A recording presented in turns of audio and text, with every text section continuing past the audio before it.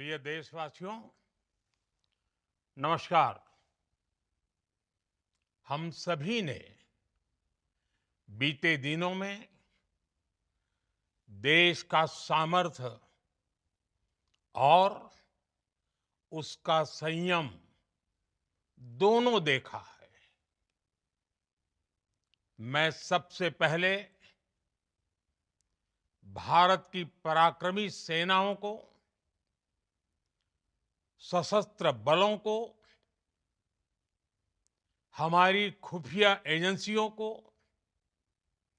हमारे वैज्ञानिकों को, हर भारतवासी की तरफ से सैल्यूट करता हूं। हमारे वीर सैनिकों ने ऑपरेशन सिंदूर के लक्ष्यों की प्राप्ति के लिए असीम शौर्य का प्रदर्शन किया। मैं उनकी वीरता को, उनके साहस को, उनके पराक्रम को आज समर्पित करता हूं हमारे देश की हर माता को, देश की हर बहन को और देश की हर बेटी को ये पराक्रम समर्पित करता हूं। साथियों, 22 अप्रैल को पहलगाम में आतंकवादियों ने जो बर्बरता दिखाई थी, उसने देश और दुनिया को झकझोर दिया था। छुट्टियां मना रहे निर्दोष मासूम नागरिकों को धर्म पूछकर उनके परिवार के सामने, उनके बच्चों के सामने बेरहमी से मार डालना, यह आतंक का बहुत विभत्स चेहरा था, क्रूरता थी। ये देश के सद्भाव को तोड़ने की घिनौनी कोशिश भी थी। मेरे लिए व्यक्तिगत रूप से ये पीड़ा बहुत बड़ी थी। इस आतंकी हमले के बाद सारा राष्ट्र, हर नागरिक, हर समाज, हर वर्ग, हर राजनीतिक दल एक स्वर में आतंक के खिलाफ कड़ी कार्रवाई के लिए उठ खड़ा हुआ। हमने आतंकवादियों को मिट्टी में मिलाने के लिए भारत की सेनाओं को पूरी छूट दे दी और आज हर आतंकी, आतंक का हर संगठन जान चुका है कि हमारी बहनों बेटियों के माथे से सिंदूर हटाने का अंजाम क्या होता है। साथियों, ऑपरेशन सिंदूर ये सिर्फ नाम नहीं है, ये देश के कोटि कोटि लोगों की भावनाओं का प्रतिबिंब है। ऑपरेशन सिंदूर न्याय की अखंड प्रतिज्ञा है।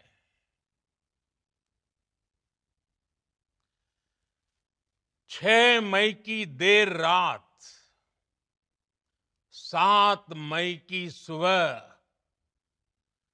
पूरी दुनिया ने इस प्रतिज्ञा को परिणाम में बदलते देखा है। भारत की सेनाओं ने पाकिस्तान में आतंक के ठिकानों पर, उनके ट्रेनिंग सेंटर्स पर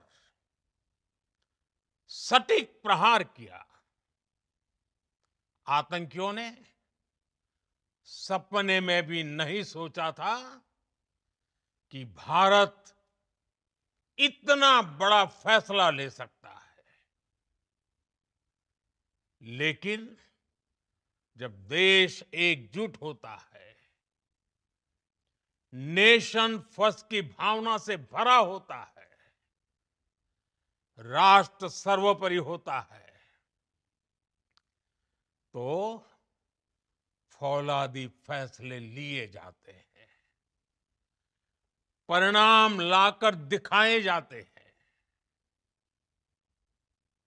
जब पाकिस्तान में आतंक के अड्डों पर भारत की मिसाइलों ने हमला बोला, भारत के ड्रोन्स ने हमला बोला,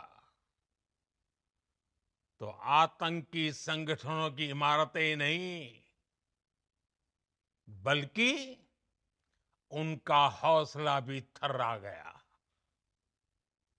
बहावलपुर और मुरिद के जैसे आतंकी ठिकाने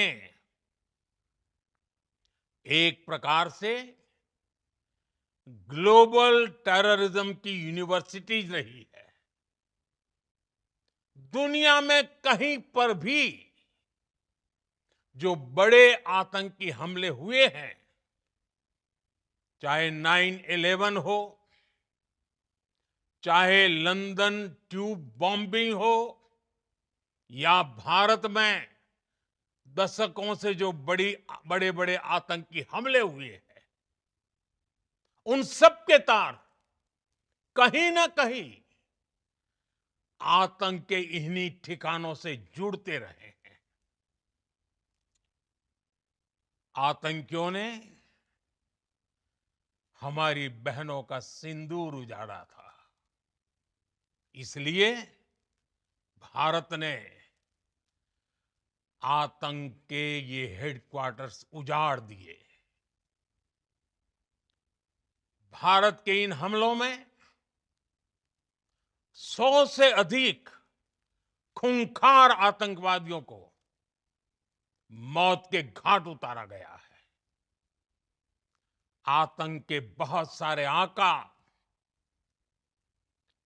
बीते 2.5-3 दशकों से खुलेआम पाकिस्तान में घूम रहे थे, जो भारत के खिलाफ साजिशें करते थे। उन्हें भारत ने एक झटके में खत्म कर दिया। साथियों, भारत की इस कार्रवाई से पाकिस्तान घोर निराशा में गिर गया था, हताशा में गिर गया था, बौखला गया था। और इसी बौखलाहट में उसने एक और दुस्साहस किया। आतंक पर भारत की कार्रवाई का साथ देने के बजाय पाकिस्तान ने भारत पर ही हमला करना शुरू कर दिया। पाकिस्तान ने हमारे स्कूलों, कॉलेजों को, गुरुद्वारों को, मंदिरों को, सामान्य नागरिकों के घरों को निशाना बनाया। पाकिस्तान ने हमारे सैन्य ठिकानों को निशाना बनाया। लेकिन इसमें भी पाकिस्तान खुद बेनकाब हो गया। दुनिया ने देखा कि कैसे पाकिस्तान के ड्रोन्स, पाकिस्तान की मिसाइलें भारत के सामने तिनके की तरह बिखर गई। भारत के सशक्त एयर डिफेंस सिस्टम ने उन्हें आसमान में ही नष्ट कर दिया। पाकिस्तान की तैयारी सीमा पर वार की थी, लेकिन भारत ने पाकिस्तान के सीने पर वार कर दिया। भारत के ड्रोन्स, भारत की मिसाइलों ने सटीकता के साथ हमला किया। पाकिस्तानी वायुसेना के उन एयरबेस को नुकसान पहुंचाया, जिस पर पाकिस्तान को बहुत घमंड था। भारत ने पहले 3 दिनों में ही पाकिस्तान को इतना तबाह कर दिया, जिसका उसे अंदाजा भी नहीं था। इसलिए भारत की आक्रामक कार्रवाई के बाद पाकिस्तान बचने के रास्ते खोजने लगा। पाकिस्तान दुनिया भर में तनाव कम करने के लिए गुहार लगा रहा था, और बुरी तरह पीटने के बाद इसी मजबूरी में 10 मई की दोपहर को पाकिस्तानी सेना ने हमारे डीजीएमओ को संपर्क किया। तब तक हम आतंकवाद के इंफ्रास्ट्रक्चर को बड़े पैमाने पर तबाह कर चुके थे। आतंकियों को मौत के घाट उतार दिया गया था। पाकिस्तान के सीने में बसाए गए आतंक के अड्डों को हमने खंडहर बना दिया था। इसलिए जब पाकिस्तान की तरफ से गुहार लगाई गई, पाकिस्तान की तरफ से जब ये कहा गया कि उसकी ओर से आगे कोई आतंकी गतिविधि और सैन्य दुस्साहस नहीं दिखाया जाएगा, तो भारत ने भी उस पर विचार किया। और मैं फिर दोहरा रहा हूं, हमने पाकिस्तान के आतंकी और सैन्य ठिकानों पर अपनी जवाबी कार्रवाई को अभी सिर्फ स्थगित किया है। आने वाले दिनों में हम पाकिस्तान के हर कदम को इस कसौटी पर मापेंगे कि वो क्या रवैया अपनाता है। साथियों, भारत की तीनों सेनाएं, हमारी एयरफोर्स, हमारी आर्मी और हमारी नेवी, हमारी border security force BSF, Bharat के अर्धसैनिक बल लगातार अलर्ट पर है। सर्जिकल स्ट्राइक और एयर स्ट्राइक के बाद अब ऑपरेशन सिंदूर आतंक के खिलाफ भारत की नीति है। ऑपरेशन सिंदूर ने आतंक के खिलाफ लड़ाई में एक नई लकीर खींच दी है, एक नया पैमाना, न्यू नॉर्मल तय कर दिया है। पहला, भारत पर आतंकी हमला हुआ तो मुंह तोड़ जवाब दिया जाएगा। हम अपने तरीके से, अपनी शर्तों पर जवाब देकर रहेंगे। हर उस जगह जाकर कठोर कार्रवाई करेंगे जहां से आतंक की जड़ें निकलती हैं। दूसरा, कोई भी न्यूक्लियर ब्लैकमेल भारत नहीं सहेगा। न्यूक्लियर ब्लैकमेल की आड़ में पनप रहे आतंकी ठिकानों पर भारत सटीक और निर्णायक प्रहार करेगा। तीसरा, हम आतंक की सरपरस्त सरकार और आतंक के आकाओं को अलग अलग नहीं देखेंगे। ऑपरेशन सिंदूर के दौरान दुनिया ने पाकिस्तान का वो घिनौना सच फिर देखा है, जब मारे गए आतंकियों को विदाई देने पाकिस्तानी सेना के बड़े बड़े अफसर उमड़ पड़े। स्टेट स्पॉन्सर्ड टेररिज्म का ये बहुत बड़ा सबूत है। हम भारत और अपने नागरिकों को किसी भी खतरे से बचाने के लिए लगातार निर्णायक कदम उठाते रहेंगे। साथियों, युद्ध के मैदान पर हमने हर बार पाकिस्तान को धूल चटाई है और इस बार ऑपरेशन सिंदूर ने नया आयाम जोड़ा है।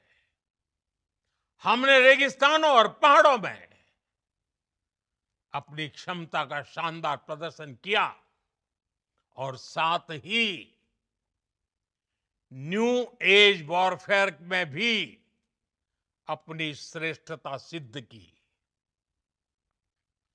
इस ऑपरेशन के दौरान हमारे मेड इन इंडिया हथियारों की प्रामाणिकता सिद्ध हुई।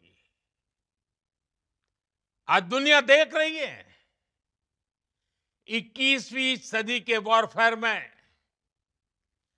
Made in India defence equipments, इसका समय आ चुका है। साथियों, हर प्रकार के आतंकवाद के खिलाफ हम सभी का एकजुट रहना हमारी एकता, हमारी सबसे बड़ी शक्ति है।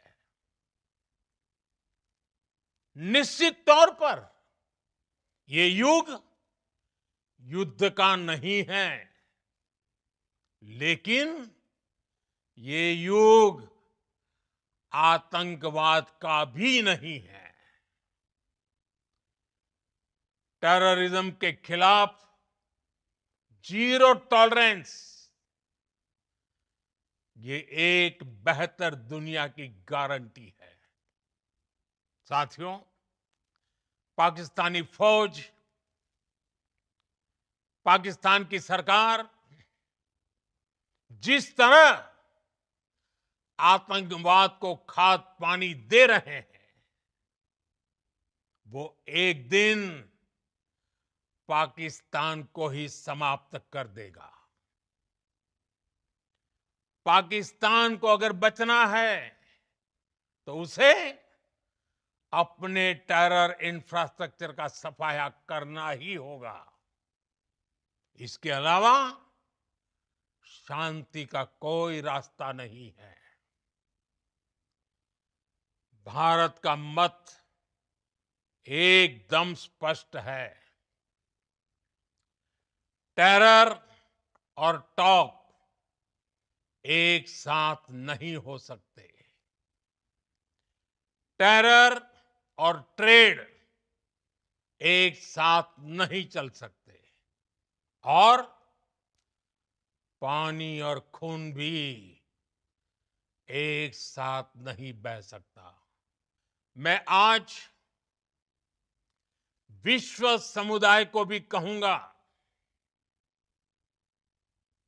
हमारी घोषित नीति रही है अगर पाकिस्तान से बात होगी तो टेररिज्म पर ही होगी।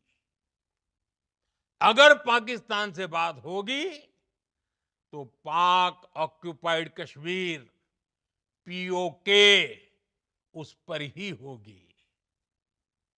प्रिय देशवासियों, आज बुद्ध पूर्णिमा है। भगवान बुद्ध ने हमें शांति का रास्ता दिखाया है। शांति का मार्ग भी शक्ति से होकर जाता है। मानवता शांति और समृद्धि की तरफ बढ़े, हर भारतीय शांति से जी सके, विकसित भारत के सपने को पूरा कर सके, इसके लिए भारत का शक्तिशाली होना बहुत जरूरी है। और आवश्यकता पड़ने पर इस शक्ति का इस्तेमाल भी जरूरी है। और पिछले कुछ दिनों में भारत ने यही किया है। मैं एक बार फिर भारत की सेना और सशस्त्र बलों को सैल्यूट करता हूं। हम भारतवासी के हौसले, हर भारतवासी का एकजुटता का शपथ, संकल्प, मैं उसे नमन करता हूं। बहुत बहुत धन्यवाद। भारत माता की जय। भारत माता की जय। भारत माता की जय।